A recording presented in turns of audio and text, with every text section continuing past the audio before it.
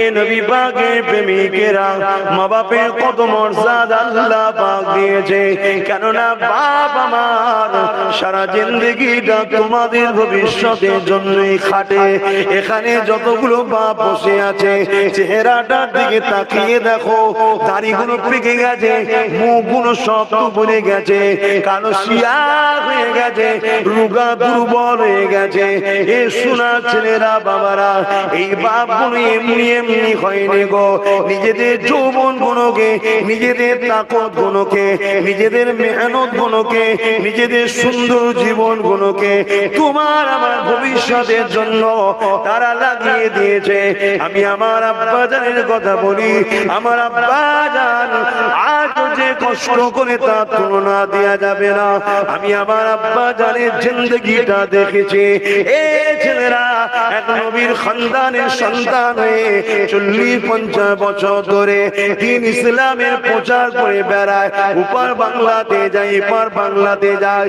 এই গরমের মধ্যে দিয়ে এমন করে সেই পুরাতন গাড়ি নিয়ে ঘুরে ঘুরে বেড়ায়, ঘেমে নিয়ে যায়, কত কষ্ট করে করে বেড়ায়। কিসের জন্যে? অবশ্যই আল্লাহকে খুশি করে নিজের বাচ্চাদের মুখে আহার তুলে দিবার ওসিলাও তো রয়েছে, এবং নিজের বাচ্চাদের ভবিষ্যতের জন্য আপনাদেরকে বলে দিয়ে যায়, পৃথিবীতে যত বাপ আছে প্রতিটা বাপ তার বাচ্চার ভবিষ্যৎ কল্যাণ দেখতে চায়।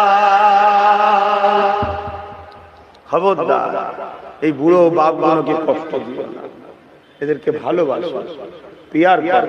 যুবকদের বলেছি এদেরকে মহব্বত করো। যদি ভুল হয়ে যায় পায়ে ধরে ক্ষমা চেয়ে নেবে, যে আব্বা আমি বলে ফেলেছি, রাগের মাথায় ক্ষমা করে দেন।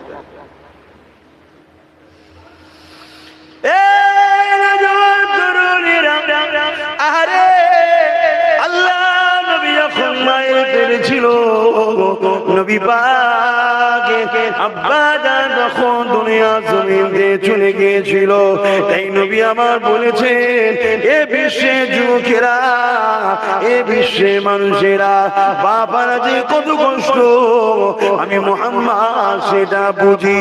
আমি যখন আমার আম্মা জানের গর্ভে 6 মাস যখন আমার বয়স মায়ের পেটের মধ্যে রয়েছে, আমার আব্বা জান আল্লাহ পাকের পেয়ারা হয়ে দুনিয়াতে চলে যায়। আমি দুনিয়া জমিনে এসেছিলাম, অন্য অন্য বাচ্চারা এমন করে তারা মাঠে যেত, বিভিন্ন জায়গায় যেত, আমি মুহাম্মদ চোখের পানি ফেলে দেখতাম আর ভাবতাম প্রতিটা